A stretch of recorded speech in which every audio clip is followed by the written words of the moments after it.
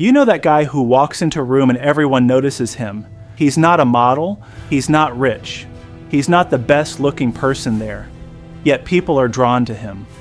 Men respect him without knowing why. Women notice him without understanding why. And the strangest part, he's not trying. Now think about how most guys see themselves. Average, forgettable, easy to overlook. So what actually makes him different? Is it genetics? Is it luck?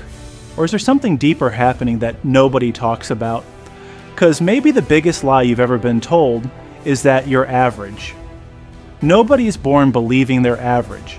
That idea gets installed slowly. Maybe it came from school, maybe it came from rejection, maybe it came from years of comparing yourself to other people online, but eventually average stops being a description. It becomes an identity. And once that identity takes hold, everything quietly changes. You speak differently, you take fewer risks, you expect less, you shrink yourself without realizing it. Then something dangerous happens. Your behavior starts producing results that confirm the story you've been telling yourself. Belief creates behavior. Behavior creates results. Results reinforce belief. And the loop runs silently on repeat until you interrupt it. That's the trap most guys never escape. If you believe you're average, you'll unconsciously move through life like someone who expects to be overlooked. And people often respond to you exactly the way you expect them to. Here's where things get interesting. Most people think attraction is objective. They think attractive people are attractive because everyone agrees they are. But attraction doesn't work like that. People don't respond to appearance alone. They respond to signals. Confidence changes perception. Presence changes perception. Energy changes perception. How you see yourself changes perception. That's why some average-looking men seem magnetic, and why some objectively good-looking men become completely invisible. One man walks into a room expecting acceptance. Another walks into the same room expecting rejection. Their faces may look almost identical, but their behavior doesn't. And people respond to behavior far more than most realize. The world often reacts to you based on how you react to yourself. That's the part nobody teaches. And once you see it, you can't unsee it. Most attraction happens before a single word is spoken. It shows up in invisible signals. The first is presence. The ability to stay calm without constantly seeking approval. The ability to slow down instead of rushing through every interaction like you're nervous to be there. The second is eye contact. Not staring, not performing confidence, just being comfortable holding someone's gaze without looking away the moment pressure shows up. Then there's emotional control. Most guys react to everything. Every comment, every opinion, every small setback. But the man people are drawn to displays stability. He doesn't lose himself emotionally every 5 minutes. And finally, standards. The most attractive men aren't trying to impress everyone in the room. They're deciding who deserves access to them. People naturally trust the man who looks like he trusts himself. But here's what destroys all of this instantly.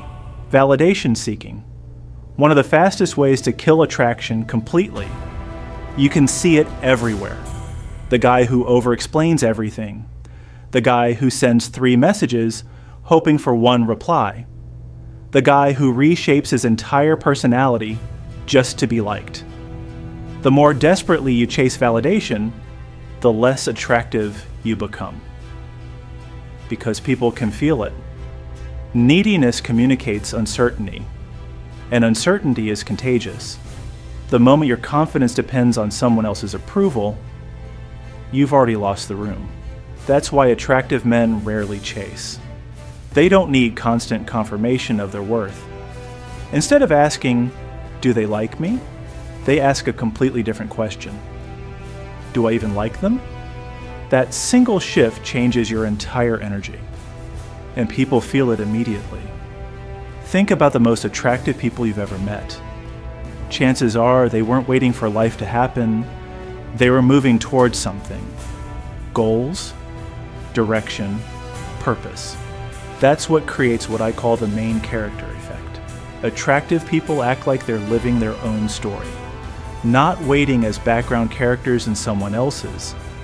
Direction creates magnetism. Purpose creates presence. And movement is attractive because it signals momentum. People naturally gravitate toward the man who knows where he's going. Nobody follows a man waiting for permission to become himself. The truth is, ambition isn't attractive because of achievement, it's attractive because it signals certainty. It tells the world you're building something, and people are drawn to people who are building something. The moment you take ownership of your own life, people start seeing you differently, even before you fully believe it yourself. Here's something most guys never consider. Many attractive men are not actually better looking. They're simply better at communicating certainty. Confidence alters perception. Presence alters perception. Energy alters perception. Over time, people stop responding to appearance and start responding to experience. How someone makes them feel. How someone carries themselves. How they respond under pressure. That's what people remember. Because attraction isn't just visual, it's emotional. And that's something every man can develop.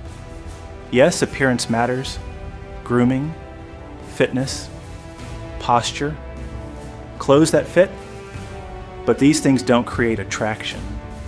They amplify it.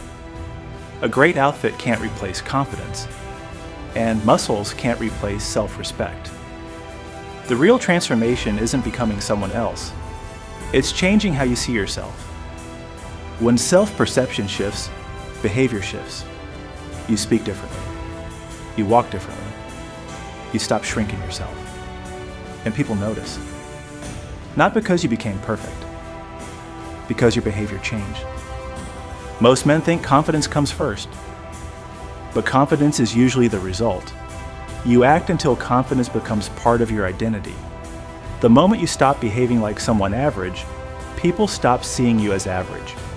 And eventually you stop seeing yourself that way too. Think back to that man from the beginning. His advantage was never genetics. It wasn't luck. He simply stopped acting like someone who believed he was average. Maybe attraction isn't about becoming someone new. It's about becoming who you already are, without the limits you've been carrying. Maybe you were never average. Maybe you've only been acting that way.